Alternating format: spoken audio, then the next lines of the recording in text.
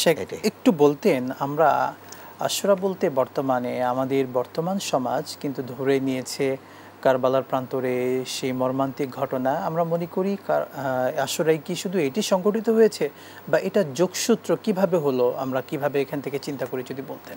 খুবই গুরুত্বপূর্ণ বিষয় আপনি উপস্থাপন করেছেন, ধন্যবাদ, জাযাকুমুল্লাহ খায়রা। প্রথমত আমি বলবো যে কারবালার ঘটনা আশুরার দিনে সংঘটিত হবে মর্মে এটার আগে এটার ফজিলত বয়ান করে দেওয়া হয়েছে এমনটা নয়। জি কারবালার ঘটনাটা এটা হঠাৎ করে এটার সাথে মিলে গিয়েছে, এই দিনে সংঘটিত হয়ে গিয়েছে। জি এই দৃষ্টিকোণ থেকে এটার জন্য আশুরার দিনের মর্যাদা বেড়ে গিয়েছে এমনটা নয়। আশুরার দিনের মর্যাদা তো বেড়ে যাইতে হলে আল্লাহ রসুল তো ওহির মাধ্যমে আগামী দিনের কথাও তিনি জানতেন বা বলার সুযোগ রাখতেন। তাহলে সেক্ষেত্রে তো তিনি এরকম আগাম কোনো কথা তিনি বলে যাননি। অতএব কারবালার ঘটনার কারণে আশুরার দিনের মর্যাদার আলাদা কোনো তারতম্য হয়েছে এটা থেকে আমরা এতটুকু আমরা বুঝি না। দ্বিতীয়ত আমরা বলতে পারি যে কারবালার ঘটনাটা অত্যন্ত মর্ম বেদনাদায়ক, যেহেতু রাসূলুল্লাহ সাল্লাল্লাহু আলাইহি সাল্লামের আদরের নাতি সেদিন কারবালার প্রান্তরে পরিবার সহ আবদ্ধ হয়েছেন, কষ্ট পেয়েছেন, পরিশেষে তিনি শাহাদাত বরণ করেছেন। আমরা এই ঘটনা শুনবো, একজন কলার রয়েছেন, তাকে আমরা নিচ্ছি। আমরা মূল প্রশ্নে যেটি জানতেছিলাম, কারবালার ইতিহাস নিয়ে বলছিলেন, ইমাম হোসেন রাদিয়াল্লাহু তাআলা আনহু এবং তার পরিবার শাহাদাত বরণ করেছিলেন কারবালার প্রান্তরে।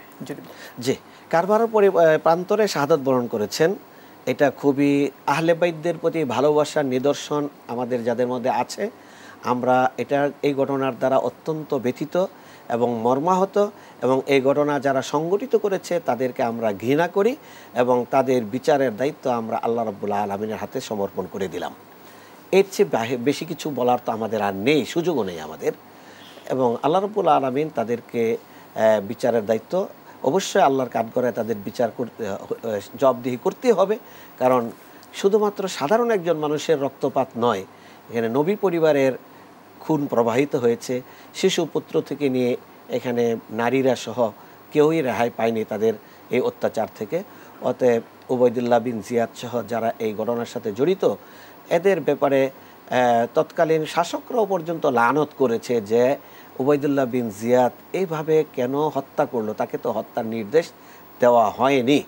তো সেই দৃষ্টিকোণ থেকে আমরা মনে করি যে এই জিনিসটা অত্যন্ত ঘৃণিত এবং বেদনাদায়ক। তবে এই ঘটনার সাথে জড়িত একটা ঘটনা যেটা আমাদের সমাজে, ঘটনাটা কি 1400 বছর আগের ঘটনা, আমরা তো 50 বছর আগের ঘটনারও আমরা পরিপূর্ণতা আমরা আমাদের সামনে অনেক সময় খুঁজে পাই না।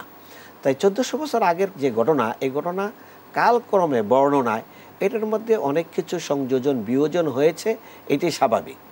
এই স্বাভাবিকতার সাথে সাথে এটা নিয়ে কেউ কেউ উপন্যাস লিখেছে, কেউ গল্প লিখেছে, কেউ ইতিহাস লিখেছে, কেউ পর্যালোচনা লিখেছে। এই লিখতে গিয়ে কেউ নিজেদের পক্ষ থেকে অনেক কিছু সংযোজন বিয়োজন করেছে, যার